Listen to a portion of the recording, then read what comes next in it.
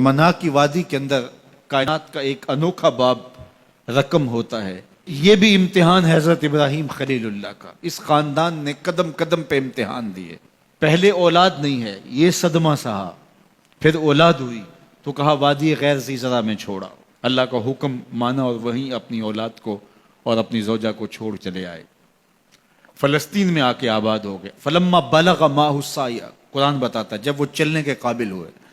ایک روایت میں 7 سال 8 سال یا 9 سال عمر، بعض نے بلغہ سے بلوغت کی عمر مراد لی ہے. اب حکم ہوتا ہے جاؤ ملاؤ. لیکن یار میں جدہ گیا تو وہاں ایک دوست کے ہاں ٹھہرا تو اس گھر کے اندر کھلونوں کی بوریاں تھیں. تو میں نے اس کو کہا کہ آپ یہ کوئی کاروبار کرتے ہیں؟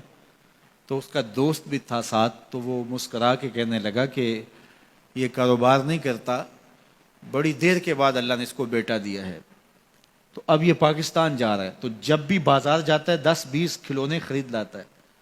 تو یہ کتنی بوریاں کھلونوں کی بھر گئی ہیں تو یہ بک کروائے گا، ایسے تو نہیں اتنے جا سکتے. تو یار اتنے عرصے کے بعد بیٹا ہوا اور باپ ملنے جا رہا ہے تو اس نے کھلونے جمع کیے.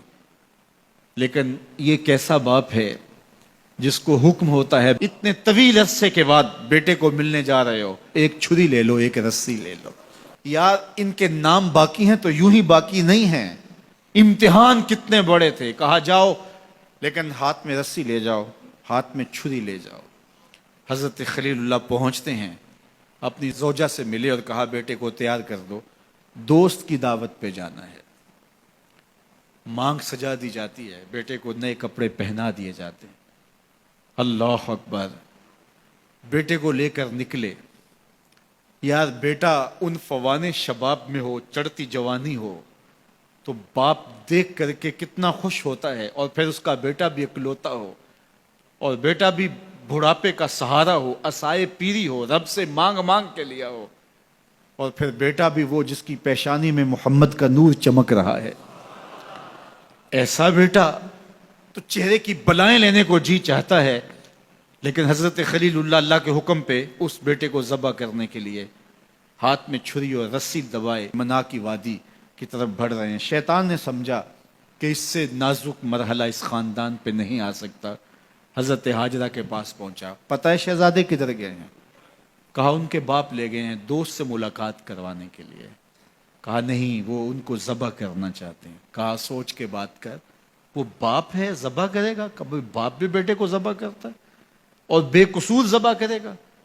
میں جانتی ہوں کتنی آہ سحرگاہی کا نتیجہ ہے وہ بیٹا. اللہ سے کتنی رو رو کے دعائیں مانگی اور وہ فرزند ملا. کہا وہ اللہ کا حکم سمجھتے ہیں. تو حضرت حاجرہ نے کہا ظالم تو کہیں شیطان تو نہیں؟ اگر رب کا حکم ہے، میری گود میں ایک اسماعیل ہے، کاش 1000 اسماعیل ہوتا، راہ خدا میں قربان کر دیتی. اسماعیل علیہ السلام کے پاس شیطان پہنچ رہا. اسماعیل پتہ ہے تیرے باپ تمہیں کدھر لے جا رہے ہیں؟ کہا کہ کدھر؟ کہا کہ وہ ذبح کرنے لے جا رہے ہیں. کہا تم سوچ کے بات کرو. ان کی آنکھوں کی چمک نہیں دیکھی؟ میری طرف دیکھتے ہیں تو لگتا ہے کہ ان کی آنکھوں سے شہد ٹپکتا ہے اور وہ مجھے ذبح کر دیں گے. کہا اللہ کا حکم سمجھتے ہیں. کہا اچھا. کہا ہاں. کہا اسماعیل کے وجود میں ایک جان ہے، کاش میرے ایک ایک بال میں جان ہوتی اور راہ خدا میں قربان کر دیتا. ابراہیم علیہ السلام کے پاس شیطان پہنچ کے بولتا ہے ابراہیم اللہ کو راضی کرنے کے اور تھوڑے طریقے ہیں، ضرور بیٹے کو ذبح کرنا ہے. تو وہ بھی کنکر اٹھا کے مارتے ہیں اور شیطان کو راستے سے ہٹا کے منزل کی طرف بڑھتے ہیں. قرآن نے وہ سارا منظر بیان کیا ہے. فلما بلغ معہ السعی، باپ بیٹے کے پاس آیا اور کہا بیٹا میں نے خواب دیکھا ہے کہ میں تجھے ذبح کر رہا ہوں. فانظر ماذا تری، بتا تیری رائے کیا ہے. بیٹے پر سختہ طاری ہو جاتا، آنکھیں پھٹی کی پھٹی رہ جاتی. باپ کیا بول رہا ہے؟ لیکن یہ فیضان نظر تھا یا کہ مکتب کی کرامت تھی. سکھائے کس نے اسماعیل کو آداب فرزند. اللہ اکبر. فرزند ہو تو اسماعیل ذبیح اللہ جیسا.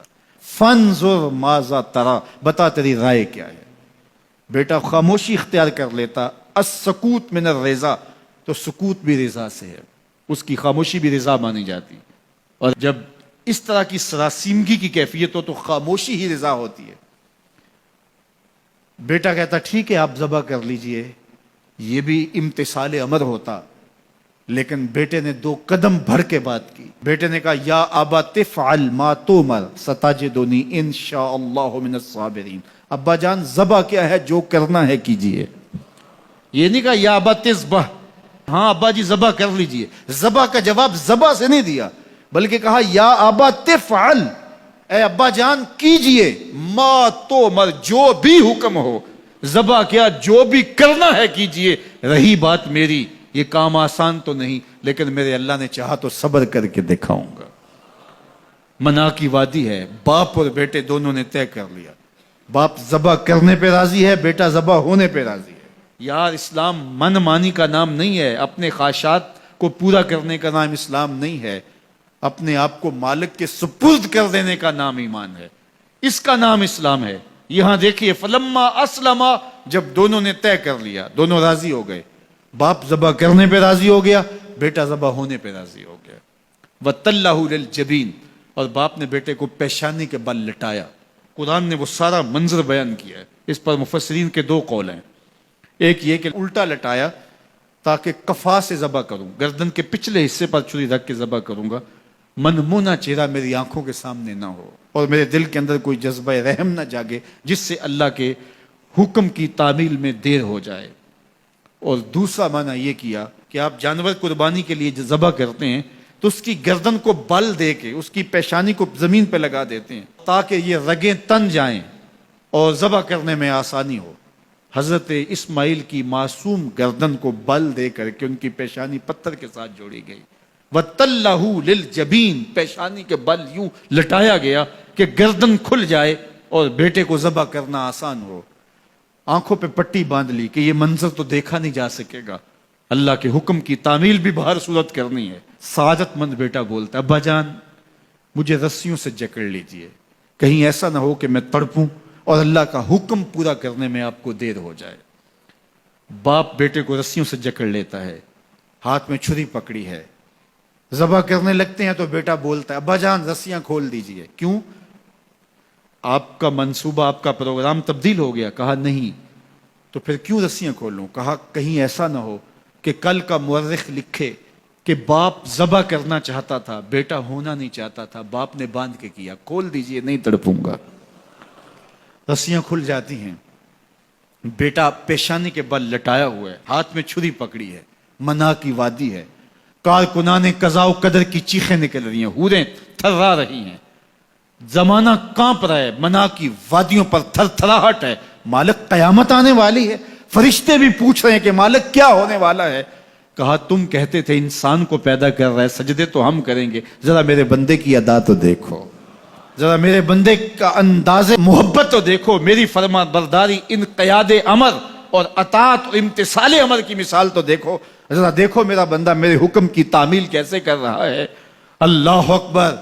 کائنات آنکھیں جھپک رہی ہے، سورج منہ چھپا رہا ہے کہ یہ منظر دیکھا نہیں جا رہا، اور منا کی وادی تھر تھر کانپ رہی ہے کہ ایک بوڑھا باپ ہاتھ میں چھری پکڑے اپنے نو نہال فرزند کو ذبح کرنا چاہ رہا ہے. عجیب منظر ہے کائنات کے اندر. حضرت ابراہیم آگے بڑھے، بیٹے کی گردن پہ چھری رکھی اور پوری قوت کے ساتھ چھری کو جنبش دی. اللہ اکبر.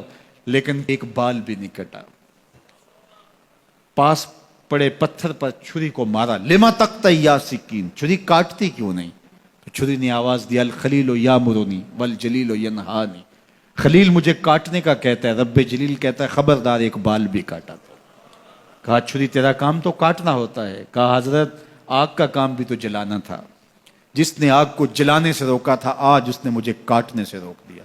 اس کا یہ مفہوم بھی نکالا جا سکتا تھا کہ میں نے تو چھری چلا دی، اب چھری نے کچھ نہیں کیا تو میرا کیا قصور. اللہ اکبر. دوبارہ چھری تیز کی اور حلق پر چھری کی نوک رکھی اور اپنا سارا وزن ڈال دیا. گردن کٹ گئی، خون بہنے لگا اور دل میں تھا کہ اتنا بڑا کام جو میں نے کر لیا. لیکن جب پٹی کھولی تو دیکھا منظر بدلا ہوا ہے. جس کو بیٹا سمجھ کے ذبح کیا وہ بیٹا نہیں تھا، دمبا تھا. اور جبریل امین پاس کھڑے ہیں اور اسماعیل مسکرا رہے ہیں. بے ساختہ زبان سے نکلا اللہ اکبر. تو حضرت اسماعیل بولے لا الہ الا اللہ واللہ اکبر. جبریل بولے اللہ اکبر وللہ الحمد۔ اب یقین تھا کہ یہ سارا اہتمام ادھر سے، جبریل کا آنا اور دمبا پڑا ہے اور ذبح پڑا ہے اور جبریل امین موجود ہیں تو یہ یہی لے کر آئے ہوں گے، اور بیٹا مسکرا رہا ہے۔ یہ سارا منظر، یہ قرینہ حالیہ بتا رہا تھا کہ یہ سارا الوہی اہتمام ہے، رب نے قربانی قبول کر لی۔ لیکن صرف اتنا ہی نہیں ہوا کہ یہ قرینہ حالیہ آپ کو یقین دلاتا، بلکہ منا کی وادی چمکنے لگی اور وہی کے اجالوں سے پوری وادی روشن ہو گئی، اور آواز آنے لگی وَنَادَيْنَاهُ أَن يَا إِبْرَاهِيمُ قَدْ صَدَّقْتَ الرُّؤْيَا إِنَّا كَذَلِكَ نَجْزِي الْمُحْسِنِينَ۔ یہ منظر دیکھا تو ابراہیم ابھی کچھ سوال کرتے، کسی سے پوچھتے کہ یہ کیا ہوا، اتنے میں وہی نازل ہوئی، اے ابراہیم تو نے واقعی خواب پورا کر دکھایا، اِنَّا كَذَلِكَ نَجْزِي الْمُحْسِنِينَ، ہم اپنے بندوں کو یوں ہی صلہ دیا کرتے۔ تیرے بیٹے کو ذبح نہیں کروانا تھا تیرے ہاتھوں سے، ہم نے تیرا امتحان لینا تھا، بس ابراہیم تیرا امتحان پورا ہو گیا۔ ہم نے تیری سنت کو اب قیامت تک کے لیے باقی رکھا، قیامت تک کے لیے باقی رکھا۔ اور پھر خود میرا رب کہتا ہے سلام علی ابراہیم، ابراہیم تیرے اوپر سلام ہو۔ اللہ اکبر۔ منا کی وادی کے اندر حج کے موقع پر 40 لاکھ حجاج ہیں، تو کچھ شیوخ عرب کے اور باقی عمراء مخیر سعادت مند لوگ 100 قربانیاں بھی پیش کرتے ہیں، تو کروڑوں قربانیاں منا کی وادی میں ذبح ہو رہی ہوتی ہیں اور حدود حرم میں، اور بے ساختہ زبان پہ نکلتا ہے سلام علی ابراہیم۔ ہر سال یہ شور و غوغا ہوتا ہے کہ اس مرتبہ قربانی بہت مہنگی ہے، شاید زیادہ لوگ قربانی نہیں کر پائیں گے، لیکن جو ہی موسم قربانی کا آتا ہے گلیوں اور بازاروں کے اندر جانور گھوم رہے ہوتے ہیں اور ان کو دیکھ کے بے ساختہ زبان پہ آتا ہے سلام علی ابراہیم، ابراہیم تیرے اوپر سلام۔